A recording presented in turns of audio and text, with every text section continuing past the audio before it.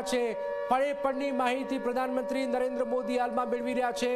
રક્ષામંત્રી રાજનાથસિંહે હુમલાની પ્રધાનમંત્રીને જાણકારી આપી છે અને સતત બાજ નજર પ્રધાનમંત્રી રાખી રહ્યા છે, કારણ કે જે રીતની વર્તમાન પરિસ્થિતિ છે એ પરિસ્થિતિ પર રક્ષામંત્રી રાજનાથસિંહે હુમલાની આ જાણકારી આપી છે પ્રધાનમંત્રીને અને પ્રધાનમંત્રી પણ સતત જાણકારી મેળવી રહ્યા છે, પળે પળની જાણકારી મેળવી રહ્યા છે। આ ખૂબ જ મહત્વપૂર્ણ ખબર સામે આવી રહી છે, કારણ કે એક પછી એક જે હુમલાની જાણકારી આવી, ભારતે લાહોર પર હુમલો કર્યો અને સંપૂર્ણ જાણકારી પ્રધાનમંત્રીને આપવામાં આવી રહી છે અને જે ખબર સામે આવી રહી છે એ ખબર પ્રમાણે પ્રધાનમંત્રી પણ સતત આ જે ઘટનાક્રમ સર્જાઈ રહ્યો છે એના પર નજર રાખી રહ્યા છે।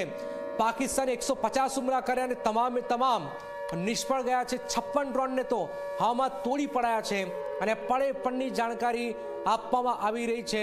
રાજનાથસિંહે પ્રધાનમંત્રીને આ જાણકારી આપી છે। ખૂબ જ મહત્વપૂર્ણ એક પછી એક બેઠકો દિલ્હીની અંદર થઈ રહી છે અને એક પછી એક વળતો જવાબ આપવામાં આવી રહ્યો છે। CDS અને ત્રણેય સેના પ્રમુખો સાથે પણ બેઠક છે। ખૂબ જ મહત્વપૂર્ણ બેઠક છે।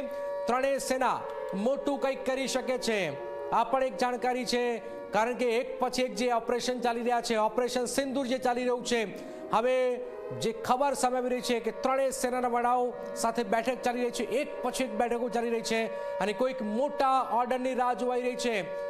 સેના કંઈક મોટું કરી શકે છે એ પણ એક જાણકારી છે, કારણ કે લાહોર પર હુમલો થયો છે, ભારતે વળતો જબરજસ્ત જવાબ આપ્યો છે અને આપ જોઈ રહ્યા છો એક પછી એક હુમલાઓ જે થયા, હવામાં પાકિસ્તાન પર પલટવાર થયું, લાહોર પર અટેક કરાયો છે અને પ્રધાનમંત્રી મોદી આ સમગ્ર ઘટનાક્રમ પર નજર રાખી રહ્યા છે।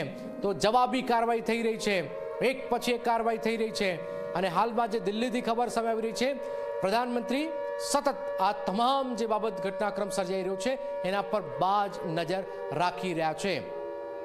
તો એક મોટી ખબર ફરીથી સામે આવી રહી છે। ઓપરેશન સિંધુને લઈને ભારતે સિયાલકોટ